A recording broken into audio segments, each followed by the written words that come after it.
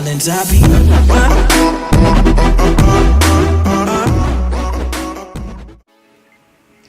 So what's up guys, this is Omega Craft and here I'm gonna show you how to make a working motion sensor. Actually this video is a part of 3 video. It is the first part, and in this video what I'm gonna show you how to use this motion sensor without the use of any transistor, and in the second part I'm gonna show you how to use this motion sensor with the help of transistors such as BC547.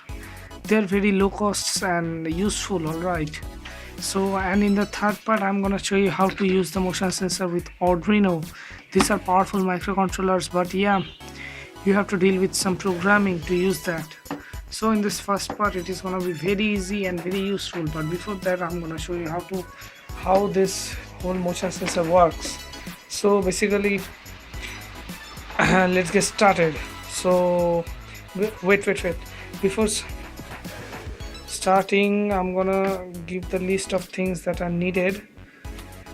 Mainly the motion sensor. You will need the motion sensor, PIR, buzzer or speaker or whatever, or in place you can use a LED instead if you don't want to use sound stuff like that, and breadboard you will need, and some jumpers of course for connection.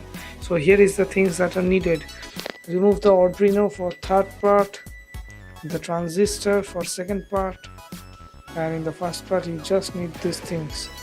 I am using a speaker. Also you can also use a LED like this one,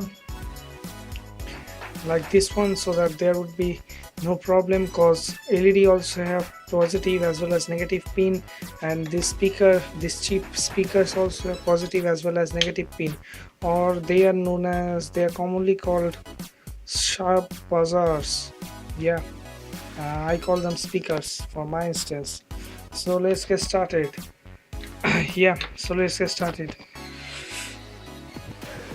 So here we go. Now I'm gonna show you how this thing works. This is a oval cover that is kept over the motion sensor here, and this is the real sensor. As we all know, all the living beings like humans emit some form of ray, some form of infrared radiation or the heat radiation, which this kind of sensor has the ability to detect. Mostly when the objects move in the space in front of it, then this violet wire or this output pin starts giving output voltage. Here is the schematics given, and this is how it works. The VCC requires 5 volt. This is the ground, and this is the output pin which starts giving voltage whenever any object or any body emitting infrared lights moves. Yes, you are right. So and also one of the thing, keep in mind that whenever you forgot that which pin is what, you can easily detect it. Remove the cover and see this. Here it is written, this pin is VCC, this one is output, and this one is ground pin. You don't get it in this way because I connected the 3 male to female jumper wires with these pins. Yeah, you can buy male to female jumper wires as well as male to male jumper wires, which is required for connection with the breadboard.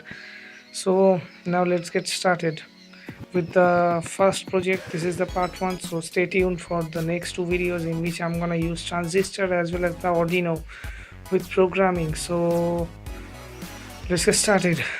Let me grab those things.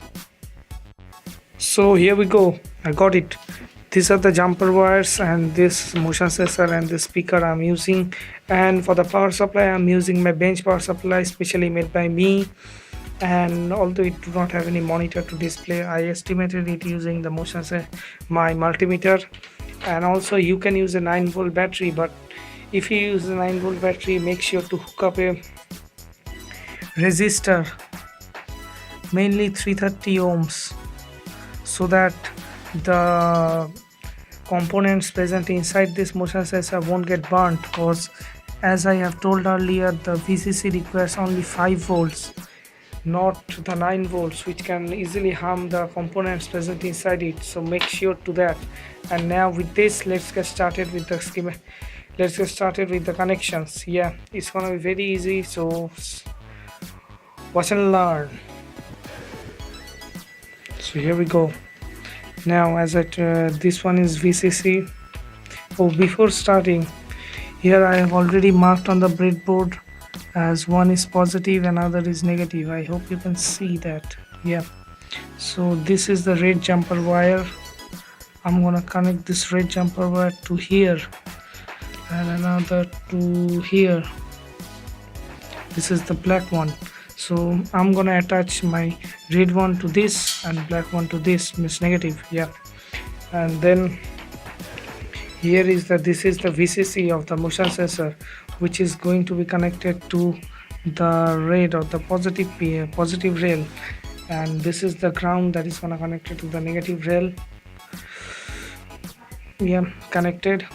And this is the this is the output pin that can be connected to one of these, as they are connected vertically. Yeah, that would be helpful. And let's keep it aside, keep this motion sensor aside for a while, and now work on this connection of the speakers.